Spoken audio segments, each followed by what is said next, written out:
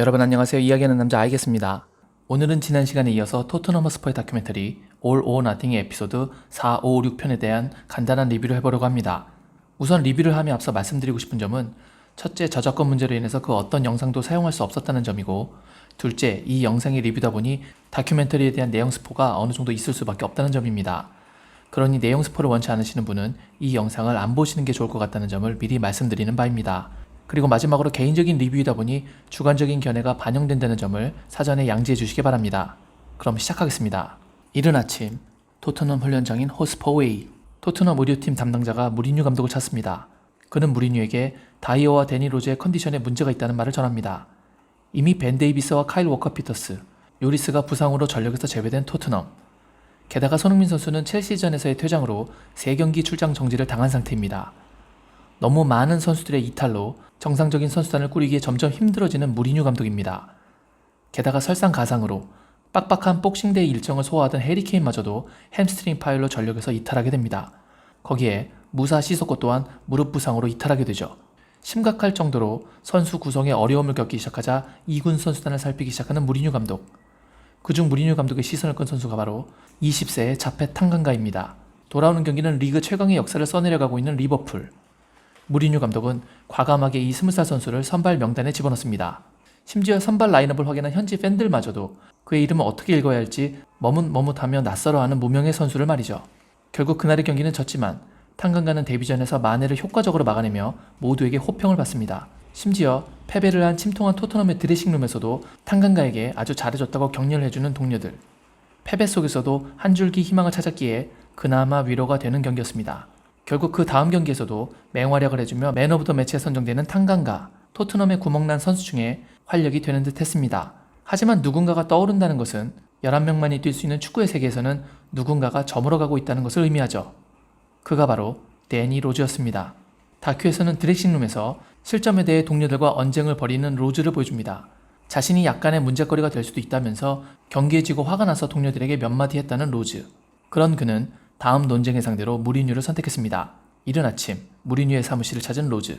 뜨거운 논쟁을 펼치는 두 명의 직설 화법가들에게는 돌려서 하는 표현이란 없습니다. 로즈는 자신의 출전 횟수에 대해 불만을 표현하며 공정한 처우가 아니라고 말합니다.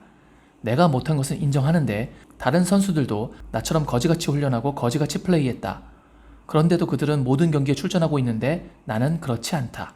이것은 불공평하다. 라고 말하는 데니 로즈. 동료들을 비난하면서 자신을 기용하지 않을 거면 훈련장에 나오지 않고 차라리 집에서 개인 훈련을 하겠다는 로즈. 경기에서 제외되는 아픔은 이해하지만 아무래도 무리뉴와의 동행은 힘들어 보입니다. 아마 로즈도 그것을 잘 알고 있었을지도 모르죠. 어쩌면 그래서 겨울 이적 시장 기간에 무리뉴와 설전을 벌인 것일지도 모르겠습니다.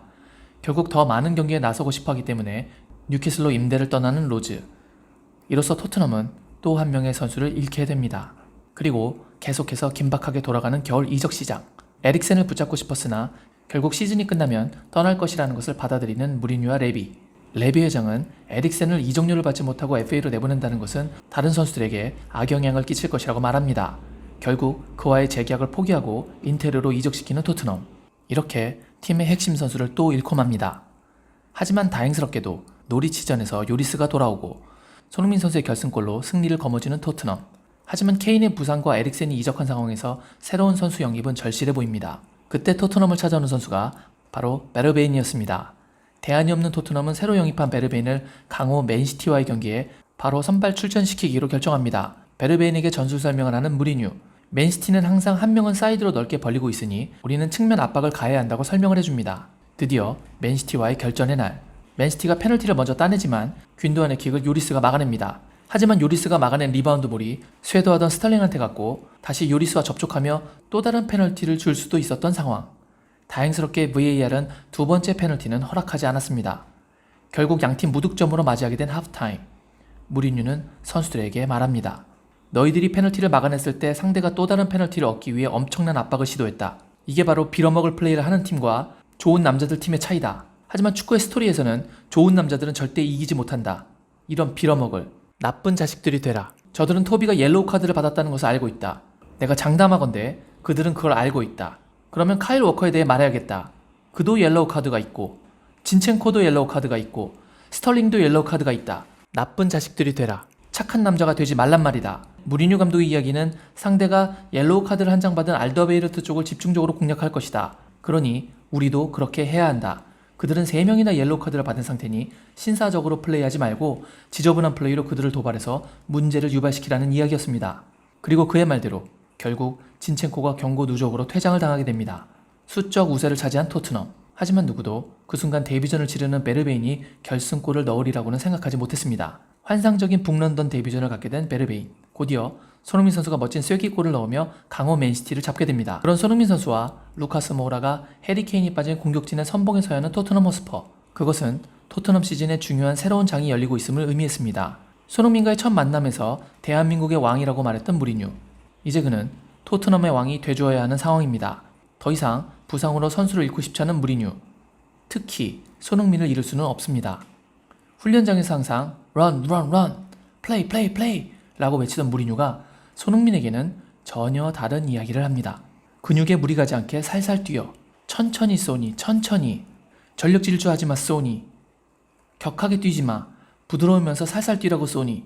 저는 현재까지 공개된 이 다큐 6편을 전부 다 보면서 무리뉴 감독이 이런 태도를 보이는 것을 처음 봤습니다. 항상 훈련에서 최선을 요구하는 모습들 뿐이었죠. 이 장면은 다큐를 보던 저에게 확실히 놀라움을 선사한 장면이었습니다. 분명 손흥민 선수는 무리뉴 감독에게 중요한 선수이고 당시 상황에서는 절대 일어서는 안 되는 필수적인 선수였기에 훈련에서조차 보호해주고 있었기 때문이죠. 그런 토트넘의 다음 상대는 FA컵 재경기로 만나게 되는 사우스햄튼이었습니다. 당시 베르베이는 규정상 뛸 수 없었기 때문에 팀이 득점을 기대할 수 있는 것은 루카스와 손흥민 뿐이었죠. 무리뉴는 그걸 구상한 작전을 들고 옵니다. 그들은 4-4-2 전술로 경기할 것이다. 2명의 스트라이커로 말이다. 그들이 세컨볼 싸움에서 이기면 즉시 뒷공간을 노릴 것이다. 그리고 이 지점에 퍼스트볼과 세컨볼을 둘러싼 많은 선수들이 있다. 그때 소니와 루카스가 전방으로 들어가야 한다. 내 생각으로는 매우 쉬울 것이다. 그리고 그건 너희들에게 좋은 공격적인 가능성을 줄 것이다. 그래서 만약 공이 이쪽 측면으로 오게 되면 너희 둘을 위한 것이다. 우리는 누구도 자기 자리를 벗어나지 않을 것이다. 전혀 그럴 리 없다. 그건 루카스와 손흥민을 위한 것이다. 그러면 너희들은 거기에 맞춰 대응한다. 케인이 없는 상태에서 공격의 마무리를 손흥민과 루카스에게 전적으로 일임하는 무리뉴.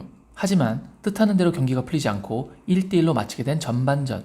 드레싱룸에서의 요리스는 화가 나 있습니다. 이봐 다들, 너네가 어떤 상태인지는 모르겠지만 지금 친선 경기하는 것 같아. 젠장, 정신 차리라고.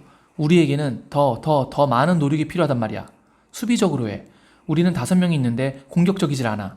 이해가 안 가. 상대가 박스 안으로 너무 쉽게 들어오게 해주잖아. 그건 우리의 책임이야. 모두의. 이 빌어먹을 탈의실에 있는 모두의 책임이라고. 이렇게 실점 또는 실점 위기에 관련해서 선수 전체에게 화를 내며 책임을 묻는 모습은 다큐를 보는 이들로 하여금 훗날 벌어질 그 사건을 떠올리지 않을 수 없게 만드는 것 같았습니다. 주장의 열변을 토하자 반대로 톤을 다운시키는 무리뉴. 그는 루카스와 손흥민에게 더욱 공격적으로 하라고 지시합니다. 빠르게 판단하고 계속 생각하고 있다가 슛을 때리라고 합니다. 하지만 후반에 나선 토트넘은 오히려 실점을 허용하고 말죠. 그러자 은돈벨레를 빼고 알리를 투입하며 변화를 준 무리뉴. 그리고 그의 계획과 기대대로 루카스 모우라가 동점골을 성공시킵니다. 이제 무리뉴 계획의 퍼즐을 완성시킬 마지막 한 조각을 손흥민이 끼워 넣을 차례입니다. 손흥민은 골키퍼의 파울을 유도하며 페널티킥을 얻어내고 결승골을 스스로 득점해냅니다. 그리고 현지 해설자는 이런 코멘터리를 하죠. 흥민손, 정말 여러 번 큰 경기를 해결해준 남자입니다. 팀의 위기 또는 강한 상대를 만났을 때 손흥민이 팀을 살려내고 있음을 이미 현지에서도 인지할 수밖에 없었던 것이죠. 이번 경기는 무리뉴의 계획대로 루카스와 손흥민이 각각 한 골씩 넣어주며 승리할 수 있었습니다. 경기 후 드레싱룸을 찾은 무리뉴의 즐거운 제안. 잠시 한마디만 해도 될까? 너희들이 엄청난 소리를 질러대면 내가 이번 휴가 기간에 쉬는 날을 하루 더 주겠어. 울려 퍼지는 드레싱룸에서의 신나는 비명들. 휴식기가 끝나고 다시 훈련장에 모인 선수들. 다시 손흥민과 루카스를 모아두고 훈련을 지시합니다. 다큐의 나레이터인 톰 하디는 이렇게 말합니다. 내일의 토트넘 상대는 아스톤 빌라. 그리고 손흥민이 핵심이다. 측면에 자주 위치하긴 했지만 그는 지난 3경기에서 3골을 넣으며 클럽의 메인 득점 자원이 되어 있었다. 언론에서는 이렇게 표현했습니다. 손흥민은 케인이 사라져버린 지난 몇 주간 그의 역할을 대신하고 있습니다. 아마 무리뉴 감독은 몇 경기 동안 그를 애지중지 보호할 것이 분명합니다. 드디어 빌라와의 결전의 날. 그런데 손흥민이 상대 선수와 부딪힌 후 땅에 떨어지며 팔을 다칩니다. 걱정스러운 중계진은 이런 코멘터리를 합니다. 손흥민이 매우 강하게 넘어지며 부자연스럽게 땅에 닿았습니다. 좀 심각해 보이는데요. 약간의 문제가 있는 것 같습니다. 최근 해리케인이 없는 상황에서 손흥민의 폼이 토트넘의 결과를 얻는 데 절대적으로 중추적인 역할을 해왔는데요. 하지만 손흥민은 일어나서 계속 뜁니다. 알더베이럴드가 자책골을 헌납하지만 손흥민이 그에게 실수를 많이 할 수 있는 코너킥을 제공합니다. 토비는 그것을 골로 연결시키죠. 곧이어 베르벤이 페널티를 따내고 손흥민이 키커로 나섭니다. 골키퍼의 선방에 막힌 페널티킥. 하지만 쇄도한 손흥민이 리바운드 볼을 따내며 역전골을 성공해내죠. 그것이 손흥민의 50번째 프리미어리그 골이었습니다. 하지만 후반전 실점을 하며 다시 동점이 되어버린 상황. 90분의 시간이 모두 지나고 4분의 추가 시간이 주어집니다. 산체스가 때린 롱볼이 상대 수비수의 실수로 뒷공간을 향해 흐릅니다. 그 공을 이미 달리고 있던 손흥민이 따냅니다. 빌라는 따라가려 하지만 잡을 수 없습니다. 그리고 손흥민의 극장 결승골. 이어지는 흥분한 현지 중계진의 코멘터리. 손흥민 선수가 승자의 자리에 올라섰습니다. 스퍼스가 뒤늦게 그걸 해냅니다. 3대2 믿어지지가 않네요. 두 골이 손흥민으로부터 나왔습니다. 오른팔 뼈가 부러진 상태로 보여준 맹활약. 그 역대급 활약으로 자칫 비난을 받았을지도 모르는 토비도 구하고 위기의 팀도 구했습니다. 이때의 승리로 4위 첼시와의 승점 차이가 고작 1점 차로 좁혀지자 팀원들의 사기는 하늘을 찌를 듯합니다. 다음날 들려올 비보를 전혀 예상하지 못한 채로 말이죠. 라이프치히와의 결전을 앞두고 회복 훈련을 하기 위해 모인 선수들. 메디컬팀은 손흥민의 부상을 체크하기 위해 모입니다. 통증의 부위를 알려달라는 메디컬팀. 밤사이에 아파서 잠에서 깼었냐고 물어봅니다. 약간 그랬다는 손흥민. 어떻게 움직일 때 아팠냐고 물어보는 메디컬팀의 말에 손동작으로 보여주는 손흥민. 특정 동작을 할 때 아프다는 손흥민의 말에 메디컬팀은 붓기가 있냐고 확인해봅니다. 팔이 부어 보인다는 메디컬팀. 확인해보더니 분명 부었다고 말합니다. 다친 부위를 눌러보며 통증 유무를 묻는 그들에게 인상을 찡그리며 약간 그렇다고 말하는 손흥민. 결국 뼈뿐만 아니라 인대 손상까지 확인하기 위해 엑스레이와 MRI 촬영을 하자고 말하는 메디컬팀. 그 말에 오늘이요? 라며 놀라는 손흥민. MRI까지 촬영하자는 말에 분위기가 급격히 다운되는 손흥민 선수. 의료진이 위로의 말을 건네지만 손흥민 선수는 절망합니다. 하지만 수술 이력이 있는 것을 걱정하는 메디컬팀. 선수 보호가 최우선인 그들의 역할에 양보란 있을 수 없습니다. 메디컬팀은 그의 절망을 이렇게 바라보고 있었습니다. 그는 자신의 부상으로 인해서 올 충격과 팀에 대한 생각을 하겠죠. 그는 누구도 실망시키고 싶지 않아 하니까요. 그는 계속 팀에 있길 바랍니다. 케인이 부상으로 나갔기 때문에 팀의 경기력을 위해서 더욱 자리를 지키고 싶어 하죠. 절망한 손흥민은 침대에 드러누워 말합니다. 내 팔 때문에 경기를 놓칠 수는 없어요. 이어지는 손흥민의 단독 인터뷰. 축구는 저에게 있어서 전부예요. 삶인 거죠. 아마 축구가 없다면 제 삶도 없는 거예요. 이 말은 축구에 대한 열정과 사랑을 보여주는 진정한 프로의 모습이었습니다. 한편으로는 존경스럽기도 하고 다른 한편으로는 부럽기도 했습니다. 바쁘게 일을 하며 살아가는 현재의 우리 모습을 돌아봤습니다. 얼마나 많은 사람들이 자신이 하는 일에 열정과 사랑을 가지고 하고 있을까요? 얼마나 많은 사람들이 내가 하고 있는 이 일이 없으면 나의 삶도 사라지는 것이라고 말할까요? 자신의 일을 진정 사랑하고 모든 것을 쏟아붓는 손흥민의 모습이 그가 존경스럽기도 하고 부럽기도 했던 이유입니다. 이 밖에도 이번에 공개된 다큐 3편에서는 많은 선수들의 이야기들이 소개됩니다. 하지만 부진한 경기력으로 교체 아웃된 베르통원의 모습은 다뤄지지 않았습니다. 어쩌면 팀의 레전드로 남을 그를 위해 클럽과 아마존 프라임이 좋은 선택을 한 것이겠다는 생각이 듭니다. 토트넘의 모든 속사정을 알고 싶으신 분들은 3편을 다 보시면 되고 손흥민 선수가 중심인 영상을 보고 싶으신 분들은 6편을 중심으로 보시면 될 것 같습니다. 하지만 아쉽게도 한국어 자막은 제공되지 않았습니다. 하루빨리 자막이 제공되길 바라면서 오늘의 다큐 리뷰는 이만 마무리하도록 하겠습니다.